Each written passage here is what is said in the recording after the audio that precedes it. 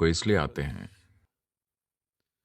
क्योंकि जब आप 10, 11, 12 या शायद 13 के भी रहे होंगे तब आप ठीक थे।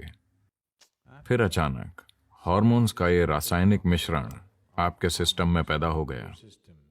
अब आप देखते हैं और अचानक हर कोई अलग दिखने लगता है।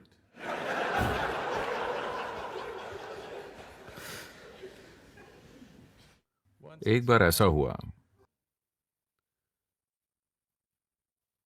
शंकरन पिल्लई एक पार्टी में गए और वहां से आकर उन्होंने अपनी पत्नी से कहा, तुम्हें पता है, शराब तुम्हें बहुत सुंदर बना देती है। पत्नी ने कहा, पर मैंने तो एक बूंद भी नहीं पी। तुमने नहीं, मैंने पी है।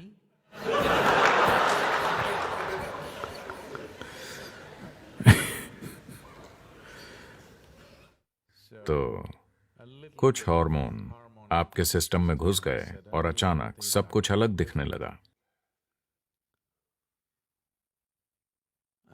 जब ये हार्मोन आपके सिस्टम को छोड़ देता है, तब आप अपनी अतीत को देखकर सोचते हैं, क्या मैंने ये सारी चीजें की?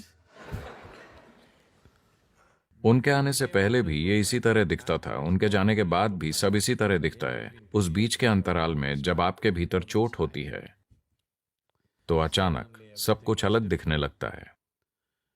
बहुत कम मनुष्य इस चुभन को दरकिनार कर पाते हैं और जीवन को वैसा ही देखते हैं जैसा वो है, और तब वो इस चुभन का उसी हद तक भोग करते हैं जहां तक जरूरी है। बाकी सबको यही चलाती है, वो अपने जीवन को इसी के इर्द गिर्द आकार देते हैं। तो संन्यास का अर्थ बस यही है कि आप अपने जीवन को आपके सिस्टम पर होने वाले रसायनों के अस्थायी प्रभाव के आसपास नहीं कर रहे। ये थोड़ा सा नशा है, अचानक सब कुछ अलग दिखने लगता है। तो मुझे इन चीजों से परे कब जाना चाहिए? Sannyas is not a process of suppression or denial. संन्यास दमन या नकारने की प्रक्रिया नहीं है, ये पार जाने की प्रक्रिया है। तो आपको पार कब जाना चाहिए? जितना जल्दी हो सके।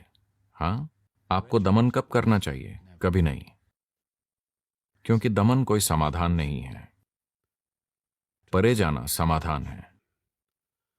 परे जाना सिर्फ समाधान नहीं है, ये उससे कहीं परे है, ये समस्या से भी परे है।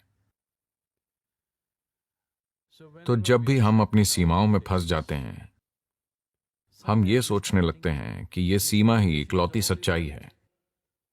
ये सीमा इकलौती सच्चाई नहीं है। आपको याद ही है कि जब आप बच्चे थे तब कामुकता नहीं थी और इससे परे जाने की कोई बात नहीं होती थी, है कि नहीं? हाँ, तो ये एक बीच का दौर है। आपके भीतर होने वाली सभी अजीब चीजों का और आपके दिमाग में चलने वाले रोमांटिक विचारों का विश्वास मत कीजिए। प्रकृति चाहती है कि आप बस बच्चे पैदा करें। अगर ये आपको प्रेरित न करे तो आप ऐसा नहीं करेंगे। बच्चे के जन्म के दौरान दर्द होता है, पर फिर भी हमारी आबादी बहुत ज्यादा है।